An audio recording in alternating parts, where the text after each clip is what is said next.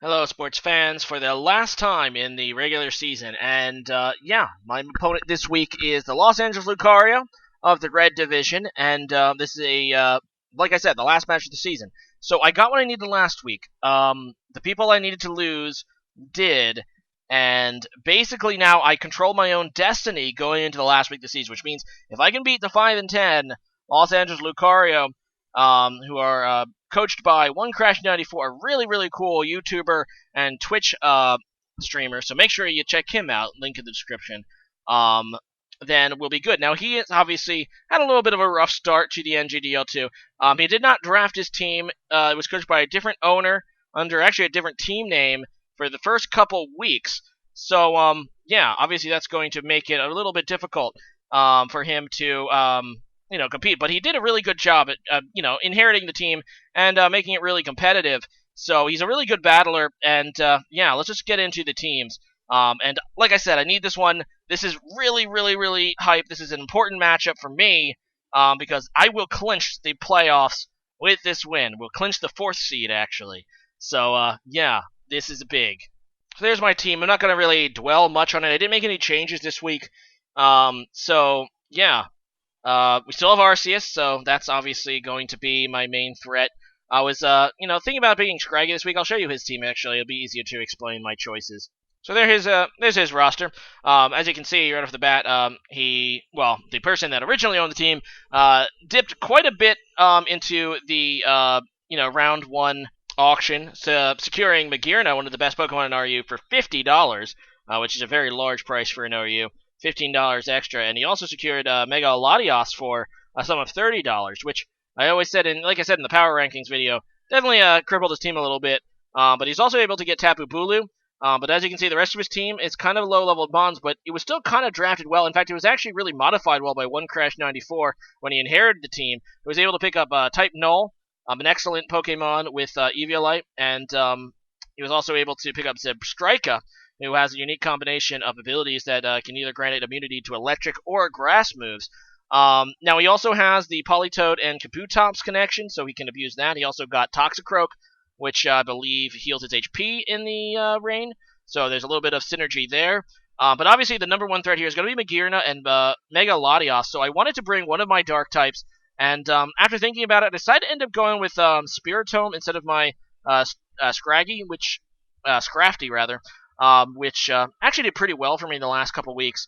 But I wanted to go with Spiritomb because it didn't have that crippling X4 weakness to Fairy. So, let's go ahead and get into it. So there's the teams. I'm just going to go ahead and lead with my Ninetales. And I do that because just in case he wants to lead with Bulu or Magearna, which is, in my mind, his 2 biggest hits, biggest threats, I can pretty much try to go for the Hypnosis on their switches. But he's going to go ahead and lead with Politoed. And because he's actually slower with Politoed, the way that the abilities work is Ninetales is going to get his ability off first, but then Politoed is going to be able to cancel out my Drought with his Drizzle. So I'm going to go ahead and go for my Gracium Z, which I did bring along because I know that he had Politoed. So, and what this lets me do is, well, the reason I brought it is, and I am a modest Ninetales, is, to finish my sentence, so I can obviously hit with a really powerful grass move without the sun needing to be up. And if this guy is max HP, I have a slight chance to kill, about 25%. And it appears that he is max HP because he does live, and he's going to be able to kill me with Scald, which isn't great because Ninetales was like a resistance to Magearna, and as well as, obviously a threat to Tapu Bulu. But I did cripple this Politoed. I'm just going to U-turn now. And he's going to go ahead and let me kill him. So I'm like, you know what? Let's go ahead and U-turn into Uxie. I can set up some screens. I can maybe set up Stealth Rocks. He is going to be able to go into a Mon of his choosing. And he ends up going into Tapu Bulu, which I actually kind of thought he would go out into his Toxicroak due to the Dark typing. Sorry, it does not Dark typing, but it probably does a Dark type move. But I guess he was afraid of, obviously, me having a Psychic type move. But anyway, I'm just going to go for a Reflect. I'm kind of expecting maybe a knockoff, but instead he goes for a Horn Leech. So he's going to do not a lot of damage after that. In fact, he looks like he didn't outspeed me either, so I know that this guy does not have speed investment, because neither does my Uxie. In comes Magearna, as I just go for Stealth Rocks now. I'm just going to go for a Light Screen against this thing, so that thing can't do anything to me. And, so now I have both screens up, I have my Stealth Rocks up, so Uxie definitely did something. So In comes an Ice Beam. That's not going to do a whole lot, and I'm just going to go into my Araquanid, which I'm pretty sure can pretty much wall this Magearna as he, best with the light screen. I did bring a Assault Vest, our Araquanid this time. But he's just going to go ahead and Volt Switch, so he's going to be able to go out into his Tapu Bulu again. And I'm thinking, okay, he's probably going to have, like, Rock Slide or Stone Edge. Is this going to get Stone Edge? I don't know.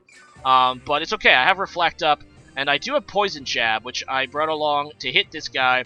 And, yeah, he's just going to go for a Rock Slide, and that is not going to do that much. I'm going to get this X4 effective Poison Jab off, and then get to the Poison Hacks, which is really fantastic for me, and it kind of sucks for him. Because now this thing is, after the poison, I'm not entirely sure this thing can survive a Stealth Rock hit. And now that his grassy terrain is gone, he might not be able to live at all, one more turn, even if I don't attack him. But I end up just going for a Leech Life in case he wants to switch out. I'm not entirely sure what I was predicting there, but whatever. But he's just going to go out. You know what I was thinking? I was thinking he might go out into his Toxicroak. That's right, because that thing's actually immune to water hit, water hits due to its ability. Anyway, he's going to go for a Will-O-Wisp, and, yeah, I'm immune to that, and maybe he kind of derped and forgot, or maybe he was predicting a switch, not entirely sure, but I'm just going to go for the Infestation, and the reason I do that is because I really want to trap this Dusk Noir, not Dusclops, and the reason I want to trap this thing is because this thing's a major threat to my Arceus. In fact, it is the main threat to my Arceus because it's immune to my normal moves, and I know that it can have Will-O-Wisp, so Infestation allows me to trap it, and then kill it, and he is going to be able to do some damage here with Nightshade, but then I'm going to be able to kill it, which is fantastic. The Dusknoir goes down, and yeah, in comes the Tapu Bulu again, which cannot survive, so that thing goes down, and yeah, we're looking pretty nice. He goes out into his Magearna, and I'm like, I don't know what you can do to me, so I'm just going to try to go for the, Liquidation. He does go for the Volt Switch again, and that obviously does not kill me, but in comes his Toxicroak, so that's a nice play. So he can get that Dry Skin ability to get him back, healed back to full, or not take damage, and he's just going to kill my Arachne with a knockoff.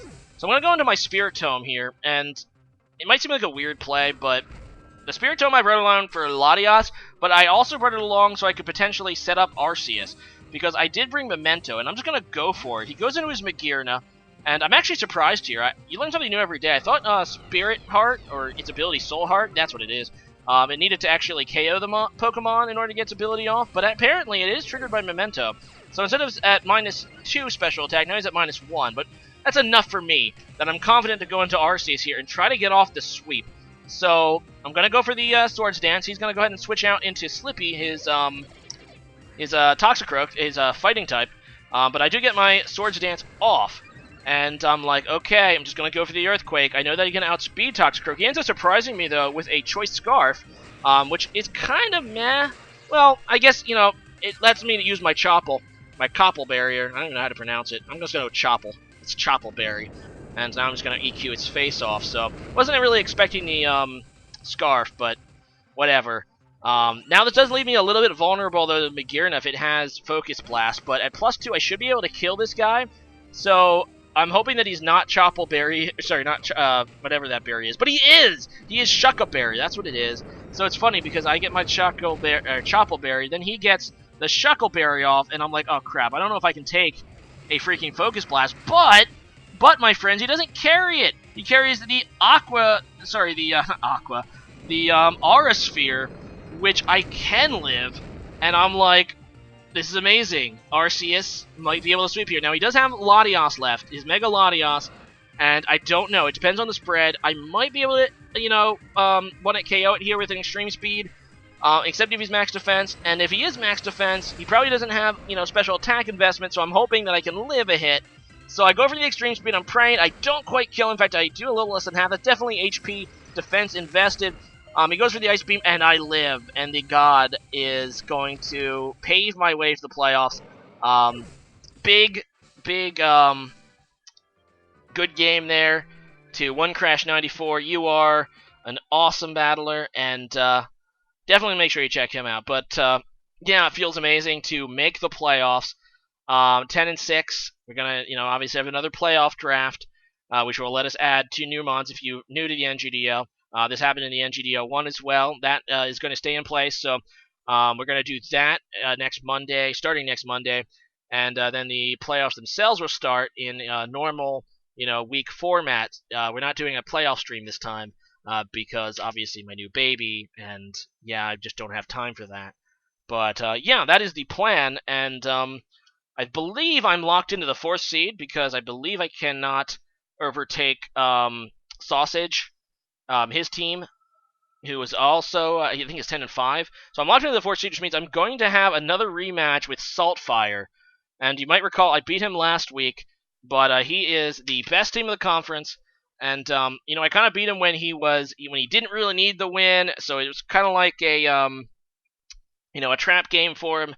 He's definitely bringing everything he has, and the playoff draft will hopefully make things fall a little bit more in my favor. So yeah, that is going to be the next matchup.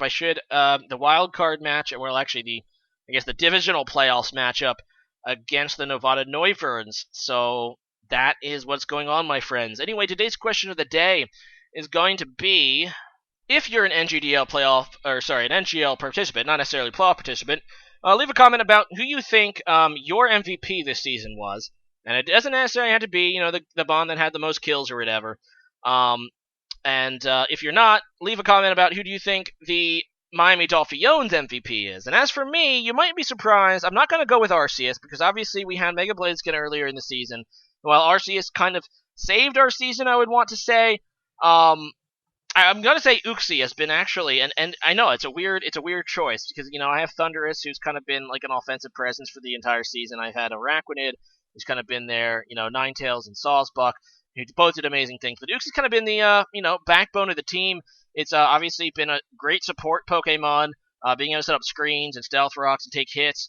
In fact, it doesn't even have a kill this season. It's going to end the season 0 kills and 9 deaths, but it actually has a 9-3 record for me. So I've only lost, when I had it, I've only won one game. With the games that I have not brought it, I've only won once. So just let that sink in. It's only been around for half of my losses. So definitely, kind of like the backbone of the team. It just kind of keeps my team running. But yeah, that's what I'm going to say is my seasonal MVP. Kind of like this underdog. You always think of the offense, not necessarily the support Pokemon as an MVP. So leave a comment about that and see you guys again next time. Later.